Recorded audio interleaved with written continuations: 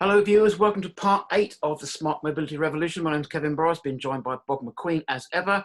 Bob is one of 3 co-authors of a new body of knowledge called the Smart Mobility Revolution, in which we're looking at various elements of what smart mobility is, what it's been in the past, what it's going to be in the future, and why it's still considered to be a revolution. So Bob, this is part 8. We're going to talk about planning and planning for success. That old adage, I'm going to trot one out now, of that if you prepare to fail, is that right? No, if you fail to prepare to fail. I get that wrong every time. I should have prepared. I told you to write it down, but you I'm not going to write it. I'm not doing notes. If you fail to prepare to fail. And I think that adage, looking at the way that smart city and sort of mobility applications are implemented, how systems are brought in, and how plans are executed, is it often a case where, because a lot of the technology that's being used isn't necessarily new, but it's new ways of using it, that there's perhaps not enough thought goes into the planning for what smart mobility actually is and what a smart city is? As I mentioned before, the town I live in decided one day it was going to be a smart town in London's smartest borough and hadn't actually done anything about it.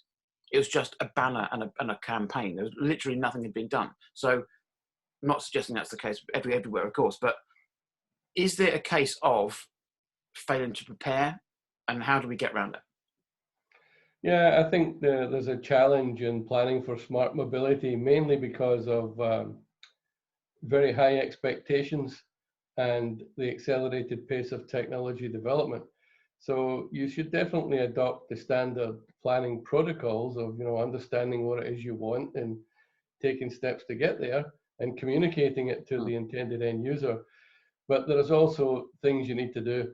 And, I have to tell you, Kevin, from my experience in the American market and in Europe, there's a cultural thing too, whereas Americans are very action oriented. They don't have a lot of patience for planning and typically just want to get on and do it.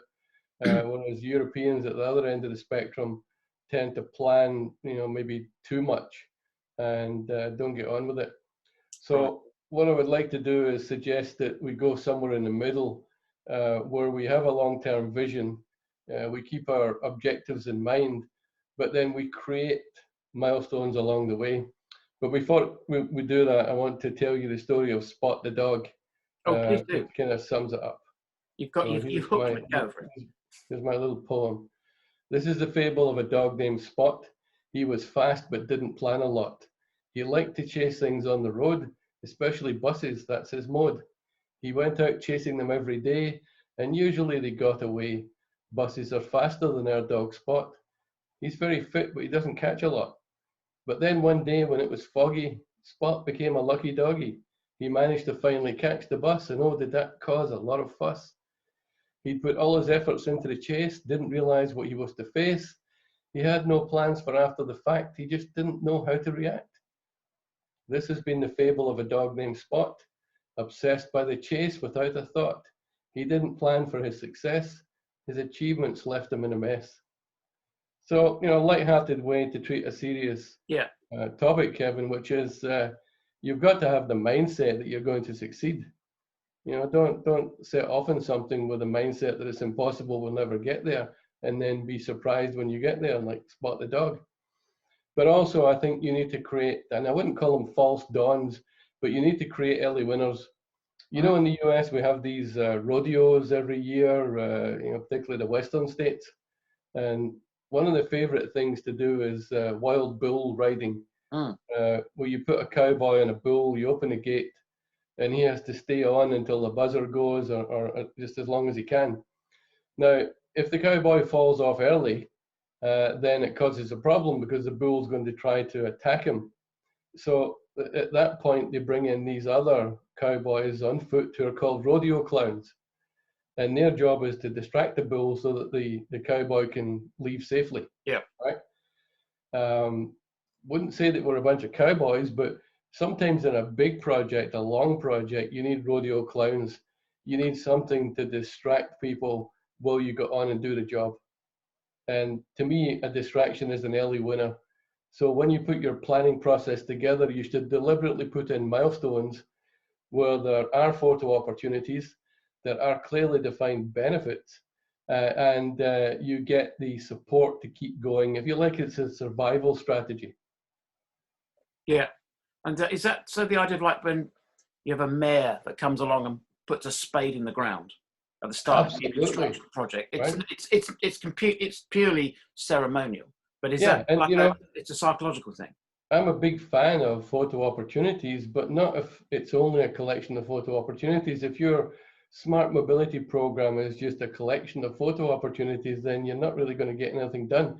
Yeah. But if you can use those photo opportunities to keep political support, where the money comes from, and then keep doing useful things, that's a great combination.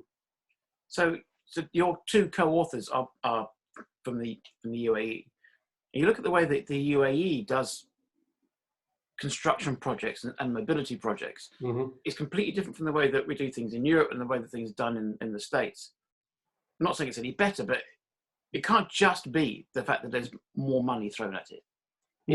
Is it a case of better planning, or is it, again, milestones, or is it just a mindset of we're going to do this rather than this might work? Well, first of all, they're very smart, and they approach things in terms of, well, nobody told us we can't do it, so we're going to do it. Yeah. And they take the best practice from the US and Europe and sort of blend it together. Mm-hmm. And they do have significant funding, but they don't squander the money. They apply really good stewardship to the money. And every project I've worked on has a clear set of objectives. You don't get paid until you achieve milestones, and they have a clear idea of what they want. I've just completed a project on a capability assessment. They wanted to know, is their organization ready for smart cities and artificial intelligence in the fourth industrial revolution? Right, excellent. Well, that's a great way to sum up what we're talking about in terms of planning. Planning is hugely important. Maybe just not enough. Maybe in some cases not enough is done, and in some cases too much is done. Is that finding that happy medium? So what are we going to talk about in episode 9, Bob? Well, first of all, I'm going to go talk to the publisher about creating some Spot the Dog yes, you should. toys. Yeah, mugs, t-shirts, the whole thing. Excellent. And I think on the next one, I think maybe, Kevin, based on today's discussion, we should maybe revisit the whole question of organizing for success now that we've said that a successful mindset is important. Yeah. And maybe talk a little bit more about how to do a capability assessment on an organization. Excellent. We'll do exactly that. Well, join us again for part 9. This has been part 8 of the Smart Mobility Revolution. Thanks for joining us, and you will see us again soon. Thanks.